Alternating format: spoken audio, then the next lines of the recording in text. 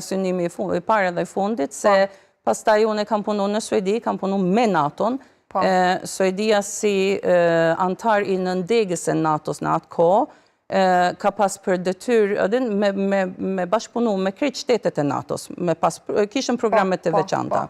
Dhe unë edhe një kapteni tjetër që ishte suedez, kapten Hammarström, a ishte kryesori për përkthyst, ashtu, edhe me luti të baj një program për Mr. Vit, oficer të NATO-s, se si përdoret përkthysi në misione.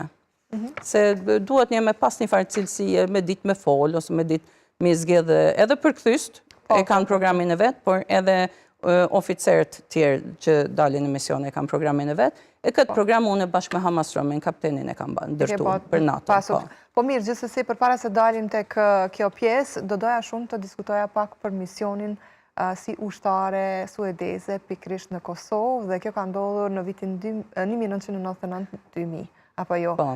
Si unë ndjeve kur kuptove se do të vish pikrisht në Kosovë, duke e ditur që, po themi, familjarët, prindrit në këtë rast, edhe normalisht ti e gjak shqiptari. Unë kam qenë shumë krenare që më ka rasti marë pikrisht në Kosovë, për të ndimuar popullin origjinës time. Dhe mua më kam mirëprit mërësisht mirë, me shumë respekt, por naturisht doshta me uniformë suedeze që si kam qenë, nuk kanë mujtë me ndalu do njëherë që jam shqiptare, edhe pse flisja Shqip. Më ka ndodhë rasti për shembull, isha duke kërku një biblioteke në Prishtinë atë kohë, se më njëherë ishte mbas lufte, dhe unë dala, tasha shëndalume ta jo kthesa aty afer grantit, aty me hymë me makinë, po në atë kohë ishte e lejume. Edhe në tash me gjip edhe unë e po dalë, po i pys dy zotni aty që ishën, dy bura, thash më falni, thash adin ka do një bibliotek që mund me gjetë këtu adin, Prishtinë. Edhe ato e shikonin mua, me shikonin janë i tjetër, thashen, apo flet Shqip kjo?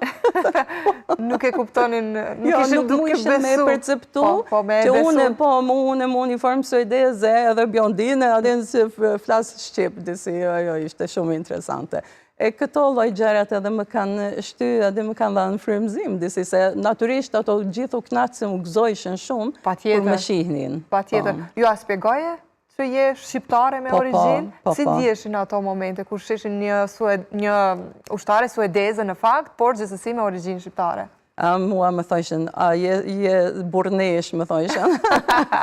Edhe pse ajo fjalla është fort për nesë, mirë që kështu me pozitivitet. Është një kompliment shumë i fuqishëm në bitë të gjitha. Ndoshta mund të mos e pëlqesh si fjallë, por nëse ta thot dikush, dije që është një kompliment shumë i fuqishëm. Do ta diskutojmë pak edhe këto eksperiencat të tjera përveç kësaj komunikimit me njerëz të ndryshëm në gjuhën shqipe. Çfarë ke parë gjatë asaj kohe dhe çfarë të ka prekur ndoshta më së shumti? Një populli sapo dal nga lufta nuk është se kemi qenë në gjendjen më të mirë të mundshme. Populli, me gjithatë që i kam takuar une, kam pas një shëndëri të shpresës. Janë treguar shumë të lumtur edhe me shumë respekt ndaj neve, si ushtar këto që kemi qenë të NATO-s. Se na e kemi shliru këtë vendin, thjesht. Edhe andaj shumë me një farë knasi, me një farë lumëturie më kanë mirë pritë gjithmonë. Edhe gjithë batalioni jemë, gjithë i thojshen të njëjtët. Vështirë ka qenë shumë. Sidomos, ndoshta edhe për të tjerët, nuk e di, po për vete, unë e kam pas shumë vështirë kur kemi hyrë neve në Kosovë,